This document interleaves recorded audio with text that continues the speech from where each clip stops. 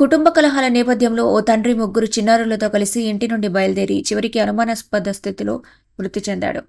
నాగర్ కర్నూలు జిల్లా వెల్దండ మండలం పెద్దాపురం గ్రామ శివారులోని పెట్రోల్ బంక్ సమీపంలో బుధవారం తెల్లవారుజామున ఈ ఘటన వెలుగు చూసింది. మృతుడిని ప్రకాశం జిల్లా బోయిలపల్లి గ్రామానికి చెందిన గుప్త వెంకటేశ్వర్లుగా పోలీసులు గుర్తించారు. అతడి పక్కనే పురుగుల మందు సీసా లభ్యమవడంతో ఆత్మహత్యకు పాల్పడినట్టు ప్రాథమికంగా నిర్ధారించారు. కానీ అతనితో పాటు బయలుదేరిన ముగ్గురు చిన్నారుల ఆచూకీ మాత్రం ఇంకా దొరకలేదు.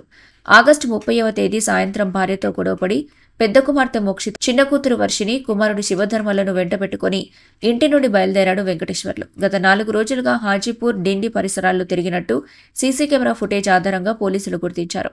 చిన్నారుల గల్లంతుపై మిస్సింగ్ కేసు నమోదు చేసి వివిధ కోణాల్లో పోలీసులు దర్యాప్తు చేపట్టారు. మా బావ 4:50 అప్పుడు మా ఊరి నుంచి బయలుదేరాడు. శ్రీశైలం వచ్చాడు, సునిపెంట వచ్చాడు, దామలపెంట వచ్చాడు. దామలపెంటలో స్టే చేశాడు. మున్నూరు దగ్గర కూడా వచ్చాడు. అక్కడ రాఘవేంద్ర హోటల్ దగ్గర ముగ్గురు ఉన్నారు పిల్లలు. ఇక్కడ కలవదుర్తి హైవే 4 వేస్ ఉంటాయి, అక్కడ కూడా ముగ్గురు ఉన్నారు సార్. అక్కడ తినిపించి మధ్యలో కొంచెం ముందు ఒక హోటల్ ఉండిద్ది, హోటల్ దగ్గర 2 మిస్ అయ్యారు సార్. అయితే అక్కడ ఉన్నారు. మళ్ళీ దిన్నూరు దగ్గర ఒక పెద్ద అమ్మాయి వాళ్ళ ఆడి పెట్రోలు డీజిల్ బాటిల్లో పోసుకున్నారు. అంతే సార్. పెద్ద అమ్మాయి ఇక్కడ కలవదుర్తి ముందులో ఆయన చనిపోయాడు సార్.